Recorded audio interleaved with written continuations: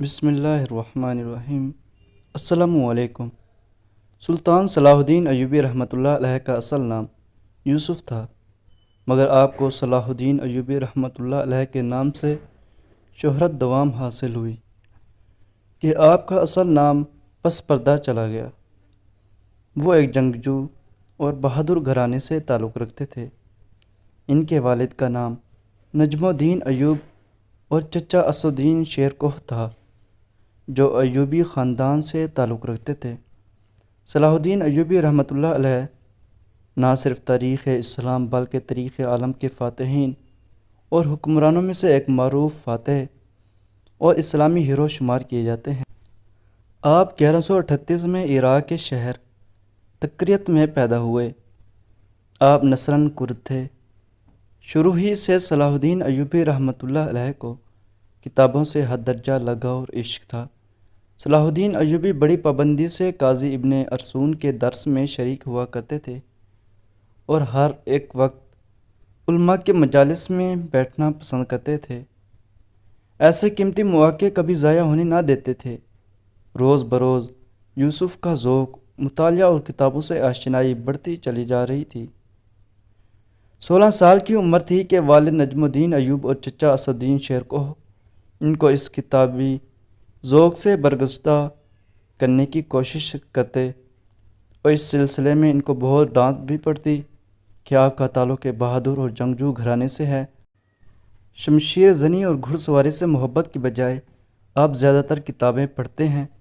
والد اور چچا کے بار بار اصرار پر سلطان صلاح الدین ایوبی رحمۃ اللہ علیہ نے ایک دن اپنے والد اور چچا کو بڑی سنجیدگی اور خوش اخلاقی سے یہ کہا کہ مجھے جنگوں سے ڈر لگتا ہے اور کتابیں میری دوست ہیں۔ جب ان کے والد نے یہ بات سنی تو فرمانے لگے کہ کیا آپ ایک بزدل انسان ہیں؟ صلاح الدین ایوبی رحمۃ اللہ علیہ یہ بات سنتے ہی فرمایا کہ نہیں بابا، میں موت سے نہیں ڈرتا، بلکہ انسانوں کا خون بہتا ہوا نہیں دیکھ سکتا۔ ان کی یہ بات سن کر تو اپنی توجہ ان کے بھائی باتور خان کی طرف گئی، جو صلاح الدین ایوبی رحمۃ اللہ علیہ کے بڑے بھائی تھے، اور باتور خان کو جنگی تربیت دینا شروع کی۔ ان کا خیال تھا کہ یوسف یعنی صلاح الدین ایوبی رحمۃ اللہ علیہ کا ایک بہت کمزور بازو ہے، لیکن وقت اپنی رفتار سے چلتا رہا، کسی کو نہیں معلوم تھا کہ آگے کیا ہوگا۔ سلطان نور الدین زنگی نے قاضی ابن ارسطو سے امور مملکت کے بارے میں تفصیلی گفتگو کی۔ صلاح الدین ایوبی بھی مجلس کے حاضرین میں سے تھے اور سب کچھ سن رہے تھے۔ جب صلاح الدین ایوبی کی طرف توجہ کی اور ان کی عاجزانہ طبیعت اور اخلاق کو دیکھ کر ان سے ہم کلامی کی تو فرمایا کہ آپ میرے دربار میں روزانہ حاضری دیں گے۔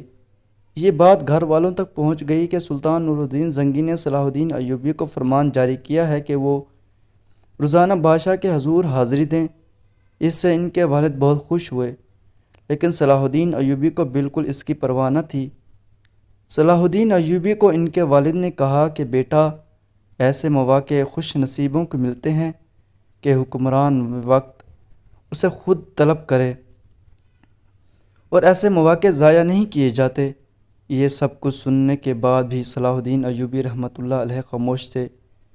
والد کہنے لگے کہ بیٹا، آپ کو اتنا بڑا اعزاز ملا ہے اور آپ کچھ بھی نہیں کہتے۔ صلاح الدین ایوبی رحمۃ اللہ علیہ جواب میں فرمانے لگے کہ بابا، مجھے درباری بننا پسند نہیں۔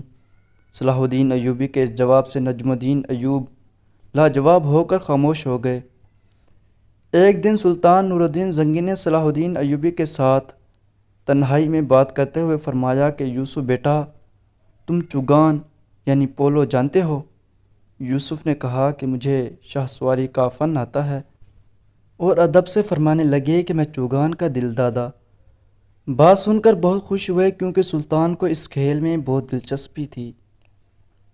پھر جب چوگان کا مقابلہ ہوا، جس میں سلطان نور الدین زنگی رحمۃ اللہ علیہ نے صلاح الدین ایوبی رحمۃ اللہ علیہ کو شامل ہونے کا حکم دیا۔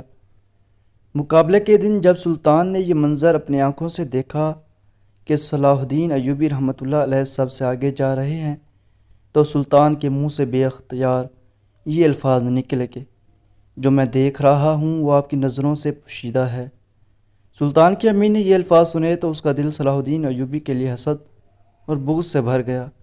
اور کچھ دیر کے لیے اس کا سرخ چہرہ سیاہ ہو گیا۔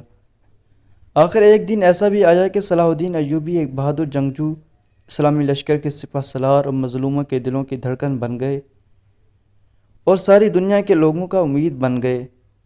سلطان صلاح الدین ایوبی رحمۃ اللہ علیہ کی قائم کردہ حکومت نے ان کے والد نجم الدین ایوب کے نام سے موسوم ہو کر سلطنت ایوبی کے نام سے شہرت پائی۔ ایک دن سلطان صلاح الدین ایوبی دربار میں موجود تھے کہ باتوں ہی باتوں میں سلطان کے استاد محترم قاضی ابن ارسطون کا ذکر آ گیا۔ سلطان صلاح الدین ایوبی نے قاضی ابن ارسطون کے بارے میں بتایا کہ ایک دن قاضی ابن ارسطون نے مجھے ایک دلچسپ واقعہ سنایا جس نے میری زندگی پر گہرا اثر ڈالا تھا۔ اس کی زندگی میں ایک ایسا مقدمہ آیا تھا کہ جس نے اسے ہلا کر رکھ دیا تھا۔ قاضی ابن ارسطون کہتا ہے کہ ایسا مقدمہ زندگی میں نے پہلے نہیں دیکھا تھا جس میں خود ملزم کو بچانے کی کوشش کر رہا تھا، لیکن ملزم کے بے گناہ ہونے کے باوجود کوئی بھی اس کی بے گناہی کا ثبوت نہیں مل رہا تھا۔ قاضی ابن ارسطون کہتے ہیں کہ ایک دن میں عدالت میں موجود تھا کہ 3 آدمی ایک نوجوان کو پکڑے ہوئے میری عدالت میں لائے اور کہا، قاضی صاحب اس نے ایک آدمی کا قتل کیا۔ قاضی صاحب نے پوچھا کہ قتل کس جگہ اور کہاں ہوا اور تمہیں کیسے پتا کہ اس نوجوان نے قتل کیا؟ تو ان میں سے ایک آدمی بولا، قاضی صاحب ایک چرواہا اپنی بکریاں چرا رہا تھا کہ اچانک اس کے چیخنے کی آواز آئی تو ہم اپنے کھیتوں میں کام کر رہے تھے تو ہم نے وہ آواز سن کر جنگل کی طرف بھاگ گئے اور جب وہاں پہنچے تو دیکھا کہ اس نوجوان کے ہاتھ میں خنجر ہے جو اس نے پہلے اس کے سینے میں گھونپ دیا تھا۔ خنجر سے کافی خون بہہ رہا تھا اور یہ جو نوجوان خنجر ہاتھ میں پکڑے کانپ رہا تھا۔ جب اس بات کی خبر چرواہے کے گاؤں اور اس کے گھر والوں کو پتہ چلی تو انہوں نے کہا کہ یہی ہمارا قاتل ہے، کیونکہ ان کی آپس میں کئی عرصے سے دشمنی بھی چل رہی تھی اور ان دونوں نے ایک دوسرے کو کئی بار قتل کرنے کی دھمکی بھی دے رکھی تھی اور ہمیں پورا یقین ہے کہ قتل اس نے ہی کیا۔ قاضی صاحب نے کہا کہ تم نے ان کو اپنی آنکھوں سے تو قتل کرتے دیکھا؟ تو انہوں نے کہا، قاضی صاحب پہلی بات تو یہ ہے کہ یہ دونوں آپس میں دشمن تھے، دوسری بات یہ تھی کہ جب قتل ہوا تو وہاں اور کوئی بھی موجود نہیں تھا، اور تیسری بات یہ لاش کے پاس سے موجود تھا اور ابھی اس چرواہے کی آخری سانسیں چل رہی تھیں، اور جب ہم اس کے اوپر پہنچے تو یہ خنجر اس کے سینے سے نکال کے ہاتھ میں لیے کھڑا تھا۔ تو آپ بھی بتائیں کہ اس نوجوان کے علاوہ کس نے قتل کیا؟ بڑی حیرت کی بات یہ بھی کہ وہ خنجر بھی اس نوجوان کا تھا۔ قاضی صاحب نے مزید اپنے سپاہیوں سے معلوم کروایا کہ جاؤ اور اس قتل کے بارے میں تحقیق کرو، تو سپاہیوں نے آ کر بتایا، حضور تمام ثبوت اس آدمی کے خلاف جاتے ہیں، لیکن قاضی صاحب کہتا ہے کہ میرے دل میں یہ کھچ کھچ مسلسل ہو رہی تھی اور مجھے ایسا لگ رہا تھا کہ وہ نوجوان بے گناہ ہے۔ میں نے اسے اپنے پاس بلایا اور کہا، اے نوجوان تم مجھے سیدھی سیدھی بات بتاؤ، کیا تم نے یہ قتل کیا ہے؟ کیونکہ سارے ثبوت تو تمہارے خلاف جا رہے ہیں، لیکن عجیب بات ہے کہ میرا دل ماننے کو تیار نہیں۔ تو اس نوجوان نے کہا، قاضی صاحب میں بے گناہ ہوں، میں نے کسی کا قتل نہیں کیا۔ میں جب وہاں پہنچا تو اس نوجوان کے سینے میں خنجر گھونپا ہوا تھا اور میں نے فوراً نکال لیا، لیکن میں مانتا ہوں کہ میری اس کے ساتھ دشمنی بھی تھی، لیکن میں نے اس کا قتل نہیں کیا۔ قاضی صاحب نے کہا، لیکن ثبوت تمہارے سارے خلاف ہیں، میں چاہ کر بھی تمہیں اس سزا سے نہیں بچا سکتا۔ پھر قاضی صاحب نے کہا، تمہاری زندگی میں کوئی ایسا وقت آیا کہ تم سے کوئی بڑا گناہ ہوا ہو جس کی معافی بھی ممکن نہ ہو؟ تھوڑی دیر سوچنے کے بعد اس آدمی نے کہا، قاضی صاحب ایک دفعہ ایسا ہوا کہ ہمارے خیمے میں ایک بلی نے بچوں کو جنم دے رکھا تھا اور وہ بلی مجھے بار بار تنگ کرتی تھی۔ وہ ہمارے کھانوں میں جھوٹا کر دیتی اور ہمارے بستروں کو بھی خراب کر دیتی۔ میں نے تنگ آ کر ایک ڈنڈا اٹھایا اور بلی کو دے مارا اور دیکھتے ہی دیکھتے بلی اس وقت مر گئی۔ جب میں نے اپنے خیمے کی مزید صفائی کی تو اس میں بلی نے بچے دیے ہوئے تھے اور میں نے وہ بچے اٹھا کر باہر پھینک دیے، اور پھینکتے ہی بھیڑیوں نے اس بلی کے بچوں کو چیر پھاڑ کر رکھ دیا، لیکن میرے دل میں ذرا بھی احساس نہ ہوا۔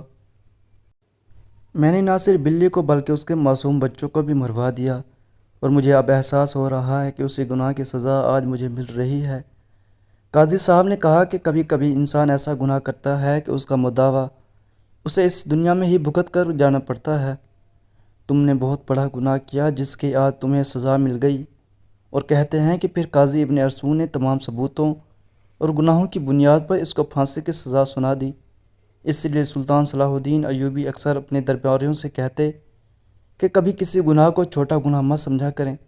کبھی کبھی چھوٹے گناہ ایک دن اکٹھا ہو کر تمہاری زندگی کی تقدیر ہی بدل کر رکھ دیتے ہیں، اور انسان ایسی مشکلات میں گھٹ جاتا ہے کہ اسے سمجھ ہی نہیں آتی کہ میرے ساتھ کیا ہو رہا ہے۔